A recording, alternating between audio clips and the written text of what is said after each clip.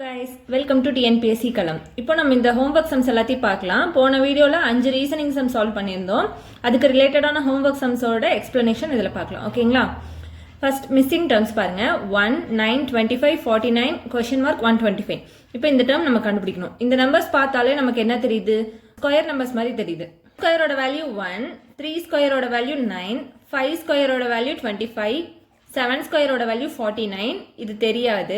அடுத்து 11 square ஓட value 121. அதாவது ஆட் நம்பர்ஸோட ஸ்கொயர் வேல்யூஸ் கொடுத்துருக்காங்க. ஓகேங்களா? அப்போ இங்கே என்ன வரும்? 7க்கு அடுத்து 9 வரும். 9 ஸ்கொயர் அப்படின்னா 81. So 81 is the answer. Next sum பார்க்கலாம்.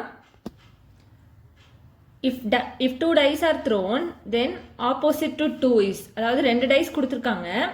இந்த சம் வந்து ரொம்ப ஈஸியாக சால்வ் பண்ணிடலாம். அதாவது இதுலேயும் 3 இருக்குது, இதுலேயும் 3 இருக்குது, இதுலேயும் 5 இருக்குது, இதுலேயும் 5 இருக்குது. இந்த மாதிரி கொடுத்துருந்தாங்கன்னா இந்த நம்பரும் ஒன்றுக்கு ஒன்று ஆப்போசிட்டாக இருக்கும். அதாவது நீங்கள் எப்பவும் போல் கிளாக் வைஸ் எழுதுறீங்கன்னா 3, 5, 2, 3, 5, 4 எழுதுவீங்களா? அப்போ 2க்கு opposite 4. Answer is 4. Third sum பார்க்கலாம். இந்த சம் பாருங்க, டீச்சருங்கிற வேர்டை இப்படி மாற்றி எழுதியிருக்காங்க. அப்போ சில்ட்ரன்கிறத எப்படி எழுதலான்னு கேட்டிருக்காங்க. ஓகேங்களா? இந்த சம்மோட கான்செப்ட் பாருங்க. டீக்கு நேராக வி வந்திருக்கு. அப்போ டீக்கு அடுத்து எங்கே வி வருது? ஒரு லெட்டர் விட்டு +1 ஃபர்ஸ்ட் லெட்டருக்கு. அடுத்து ஈக்கு அடுத்து ஜி வந்திருக்கு.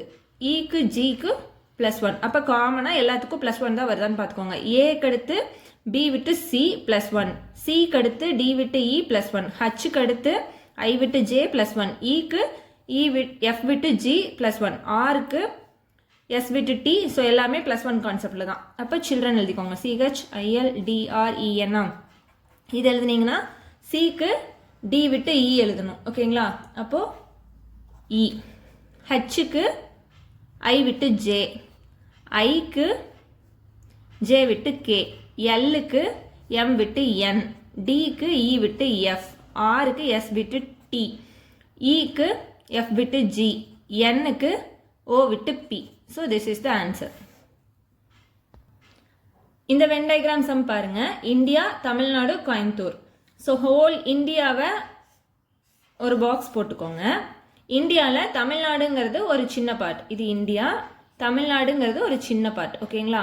அந்த தமிழ்நாட்டுக்குள்ள கோயம்புத்தூருங்கிறது ஒரு சின்ன பார்ட். ஸோ வென் டயக்ராம் இப்படி தான் வரும். இதே சர்க்கிளில் கொடுத்தா இது இந்தியா, இதுக்குள்ளே இருக்கிறது தமிழ்நாடு, இதுக்குள்ளே இருக்கிறது கோயம்புத்தூர், இப்படி வரும். ஓகேங்களா? Pointing towards a person, a man said to a woman, his mother is the only daughter of your father. How is the woman related to that person? இந்த இடத்துல பர்சன் சொல்லியிருக்காங்க, மேனா விமனான்னு சொல்லலை. ஓகேங்களா? ஆனால் என்ன சொல்லியிருக்காங்க? a man said to a woman. அதாவது ஒரு ஃபர்ஸ்ட் வந்துட்டு ஒரு ஆண் வந்து ஒரு லேடி கிட்ட சொல்றாங்க. என்ன சொல்றாங்க? his mother is the only daughter of your father. his mother அப்படிங்கிறது யாரோட மதர்? இவங்க மதர். ஓகேங்களா? his mother is the only daughter of your father. உங்களோட அப்பாவுக்கு ஒரே மகள் தான் இவங்க அப்படின்னு சொல்லிக்கிறாங்க. அப்போ உங்க அப்பாவோட ஒரே மகள் இவங்களோட அம்மாவா இருந்தா அந்த விமன் அந்த பர்சனுக்கு எப்படி ரிலேட் ஆவாங்க? மதர். ஓகேங்களா? ஓகே, கண்டிப்பா எல்லாரும் சம் சால்வ் பண்ணி பாருங்க. நாளைக்கு நெக்ஸ்ட் 5 சம்ஸ் பார்க்கலாம். தேங்க்யூ, பாய்.